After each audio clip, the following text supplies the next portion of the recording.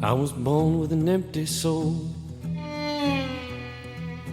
I was born with an empty soul. I was born with an empty soul. You touch my heart, I'll stop yours cold. I was born with an empty soul. This is Killer Songs, the true crime podcast where every case ends in a song. I'm Ray Weaver, and each week I bring you a story. The chilling, the forgotten, the ones that made headlines, and the ones that never did. You'll hear the case, then you'll hear the song it inspired. An original piece written for the people at the heart of the story.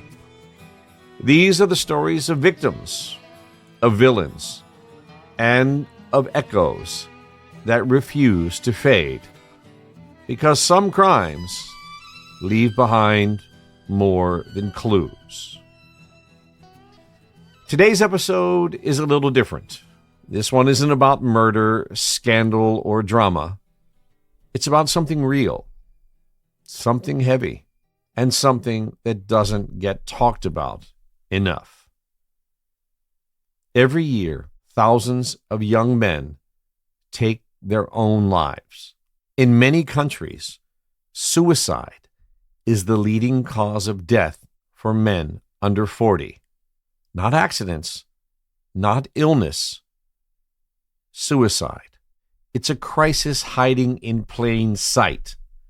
And the silence around it, that's part of the problem. Now look, I am not here to analyze someone else's tragedy. I'm not looking for villains today. This isn't that kind of episode. This is for the ones who are still here, the ones who've struggled or are struggling right now, or the ones who have lost someone and don't know what to do with all of this space they left behind. It is not my intent to glamorize the pain, but to shine a light on it. Because when you're in that place, the hardest thing in the world can be to say, I am not okay. But listen, help is there. It's quiet, but it's constant, and it's waiting. Let's talk a few facts for a moment.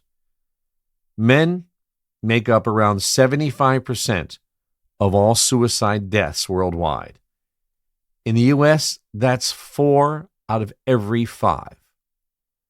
In the UK, suicide is the single biggest killer of men under 45.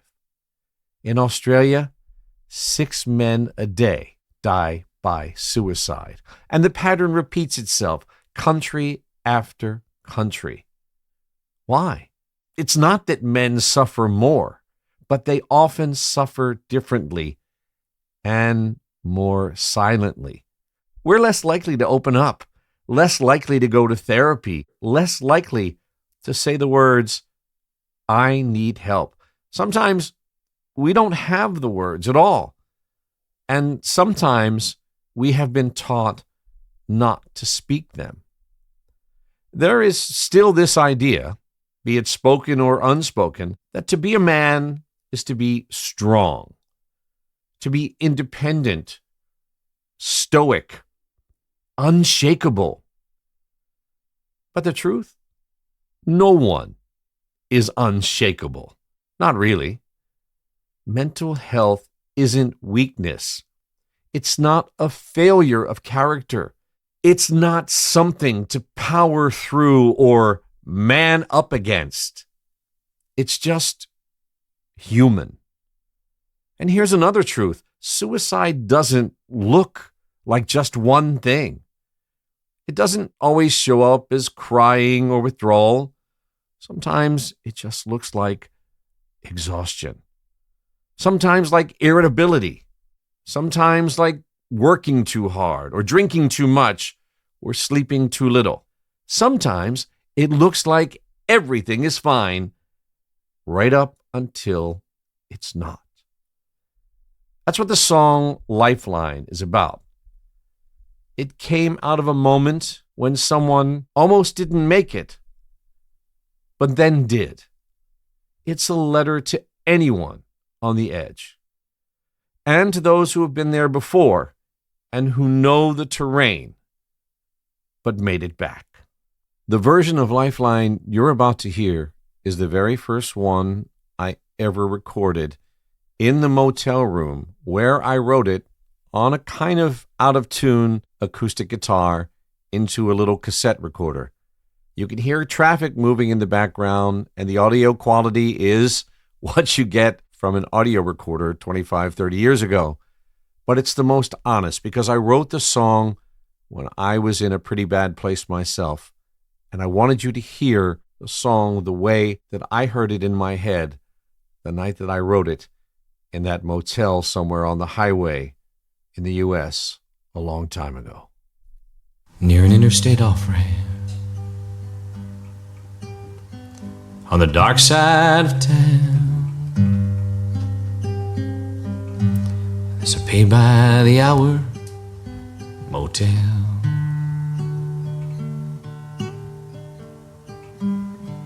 A dying neon arrow points toward a window where a man sits drifting towards hell.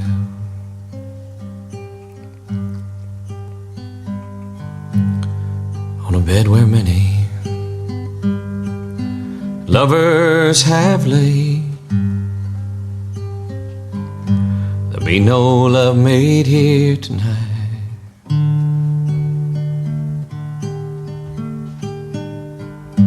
He's considering giving up God's greatest gift in the hours before the morning's first light.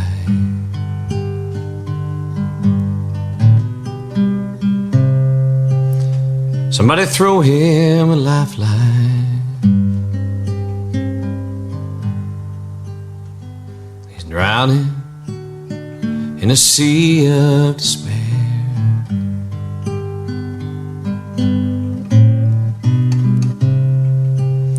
Somebody throw him a lifeline.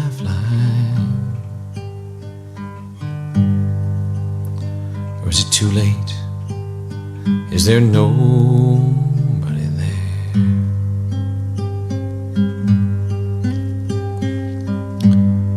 Comfort and pills and a half-finished note on a nightstand scarred with cigarette burns.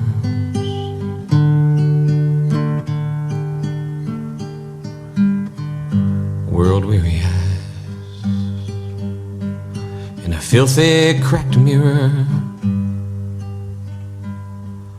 Is this all his lifetime has earned?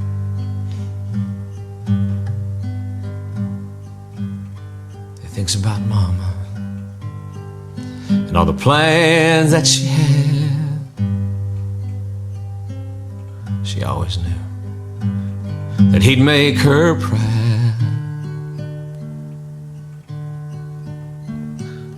He falls to his knees, says, Lord, I ain't no praying man, but if you could hear me right now.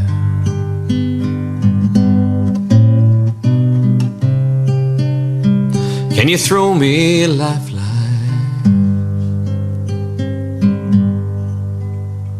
Can you hear a lost soul's last prayer?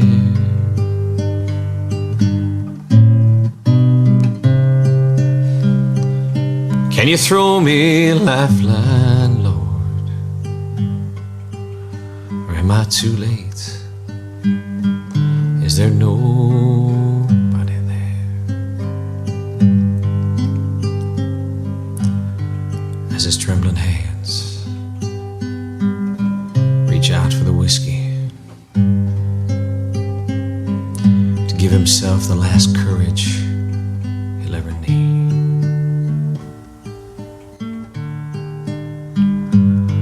The dying neon light falls falls on Gideon's Bible. He picks it up, starts to read. If you're in pain, even if you think no one would understand, please know you are not alone. You're not weak, and your life is not beyond repair. There is always a lifeline. Sometimes it's a friend, sometimes it's a stranger, and sometimes it's just someone who will sit beside you and listen without trying to fix anything.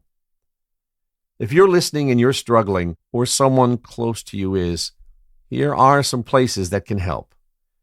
In the U.S., call or text 988 to reach the Suicide and Crisis Lifeline. Free, 24/7, and confidential. In the UK, Samaritans are always there. Just call 116 123. In Australia, reach out to Lifeline at 13 11 14. Or go to findahelpline.com to find support wherever you are in the world. There is always someone at the other end, even if it's 2 a.m. and even if you don't know what to say. If you've never been in that place, if you're one of the lucky ones, here's what you can do. Check in. Ask your friends how they're really doing. Make space for the quiet ones. And don't assume that silence means everything is okay. The smallest gesture can make the biggest difference. The story behind Lifeline isn't about one person. It's about many. It's about the millions of men who struggle in silence and the ones who decided to speak, to stay, and to try one more day. You matter. Your story is not over. And even when you can't see it, there's always a lifeline. If you like killer songs, please rate, review, and tell your friends. Thanks for being here. I'm Ray Weaver, and I damn well better see you here the next time.